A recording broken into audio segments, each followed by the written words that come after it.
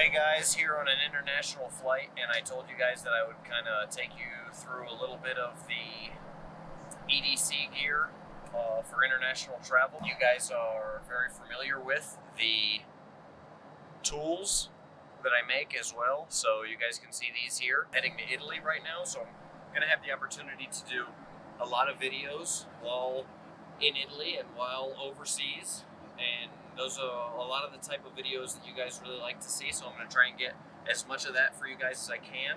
And we're going to also do a little kind of a gray man theory update, and we're going to discuss how it varies between Latin America, and it varies much differently for Europe. So it's going to be completely different, and you can see right now a little bit about how I'm dressed and what I have with me, that it's obviously going to be quite different. Some of you guys have been saying recently that, oh no, that's not true, that's not possible, there's no way that you brought the full lineup of tools of the bone openers on the plane. So I brought 4 of them with me. So for you guys that have said, no, it's not possible to bring one, here's 4 of them, okay? So you can see quite clearly I've got 4 of these right now. Depending on when you're watching this video, these might not all be available. The one that's in the lowest stock is this one here, but I'm going to go from the beginning. Actually, these 2 on the left are both in the lowest stock. So this is the polished stainless steel version right here. Okay, polished stainless steel. And I've only got a few of those. We're going to be integrating completely into stone washed stainless steel. So this is the aluminum bone opener. Okay, we've only got about 5 of them left. And so these are almost out of stock at this point. These are completely sold out at this time already. As you guys know, I do everything small batch. Here in the beautiful Lake Como, Italy, as you can see behind me, and by this point you've already seen a little brief overview that I've shown here in the video. Just got here to the villa, gonna do some dinner, and then probably call it a night, because definitely gonna need some sleep. Have gone many hours without sleep at this point. So what I did want to do though was touch up with you guys. I know you guys really like the gray man theory stuff, and you've really only seen a lot of my Latin America gray man theory stuff up to this point. So I'm gonna kind of take this opportunity.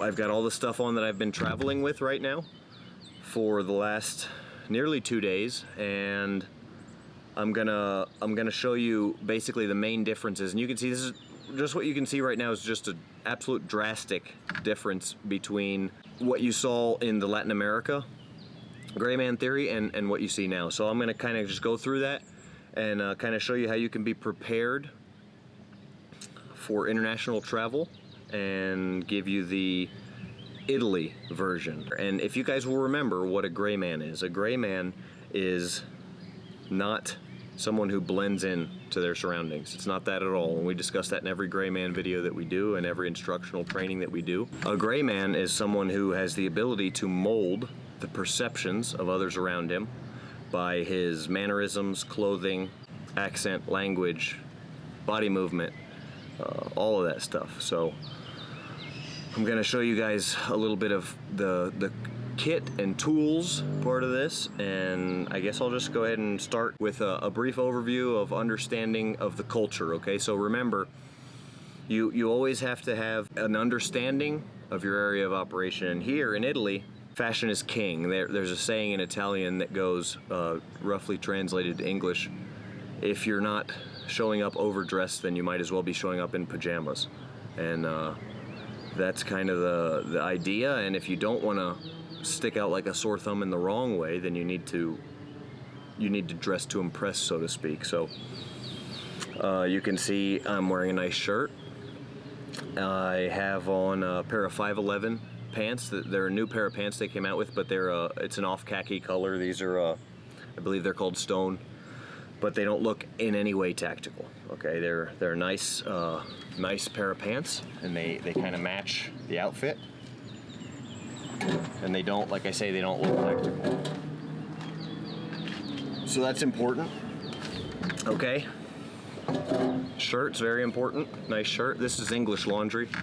Could be any kind of shirt that you want to wear. It's something that I prefer for these type environments. And As outer layers go, working on down, I've got a pair of just all black Asics. These are a running shoe. They're not expensive at all, but all black allows it to really, I'm gonna be in a lot of countries over the next few days, over the next few months. An all black shoe allows you to kind of really, I can go anywhere from wearing that shoe to the gym to wearing with what I have on right now, and it's gonna fit in. So, and it's very comfortable and it's very affordable. So that's why I go with Asics. I can run in them, I can perform in them, and I can wear it just about anywhere. So it's important to be able to move, to be able to operate, so to speak. That's why I go with the 511 stretch pants. I can do a lot of stuff in them, but they still look good. Shirt's a little, you know, not super tight fitting, so I can still move well. From there, you guys are probably familiar with, you know, different layers of cover and concealment, and we go from cover to concealment. Our cover layer to the traveler's money belt. If I go under the pants, it allows me to have a stash of some money. You know, in Italy, where I'm at right now, you're not as at risk as much as you would be in Latin America of a violent crime, but you're more at risk here of either a crime of opportunity, or there's very skilled criminals in the type of, you know, swindlers and pickpockets and things like that. So this really just kind of adds a layer of security for your valuables, and it's always a good idea to have. And if you're really worried about it, you can put it under your base layer, so it's not even detectable. We were today earlier at the Milano train station, which is known as one of the most dangerous train stations in Italy for some reason. I don't know why, but I noticed that they're having big issues there with the refugee. And I wouldn't say it's a problem. I think I'm a believer that it's a good thing. I think we should all help each other out. But there was a lot of people that were not Italian that were, you know, looked like they were up to no good, so to speak, which maybe is something that you wouldn't be used to seeing in Italy. I don't know. I'm not an expert, but just sharing what I do know. And you guys know a lot of my story of how, having been through Europe, and I've seen that that certain Middle Eastern nations and certain African nations have been kind of playing a hand in some things here in Europe, really changing, and in some ways for the worst, in my opinion. But you know, it's all opinion, and take it with a grain of salt. I've got the bone opener multi-tool. All right, you guys know that fits easy, one finger access in the pocket. You saw how quick I got it out, and then you guys understand the rest. But it's got the screwdriver on there. All right, I brought four of these on an airplane today, international flight from Atlanta to Milan. That's all I gotta say right there. Fisher Space Pen. All right, solid steel construction, writes underwater. Just kind of a nice to have a writing utensil that can also be a secondary use option if need be.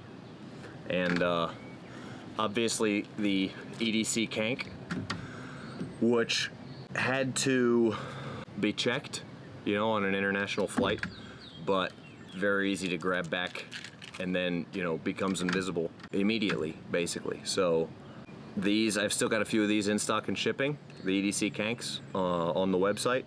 The bone opener multi-tools and the bone breakers, I've got a full array of them. It's a lot of work to make these guys, these Traveler's Money belts here. You can see the quality. They're waterproof, Cordura inside. One of the gentlemen I was traveling with today had this, I believe this particular one on him. Yes, I've got two. I grabbed his to make this video. But you know, bunch of euros and different things inside, documents and whatnot, and walked right through TSA without taking this off, and never was detected even through TSA security, which is pretty crazy. So they even if that can even pass pat downs, guys. So It's a next level thing, but like I said, that so much work goes into them.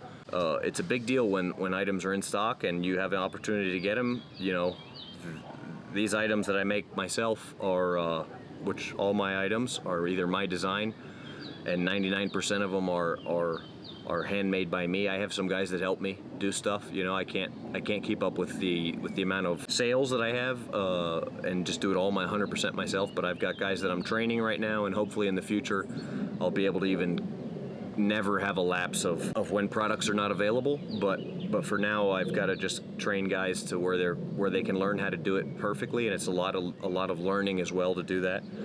Yeah, this is the items. I just kind of wanted to give you guys a rundown. If you guys want to see more videos like this, please let me know specifically what you want to see more of. I'll try to get you those.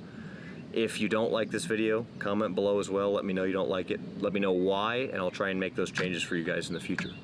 I appreciate it, and as always, thanks for the support. Bone out.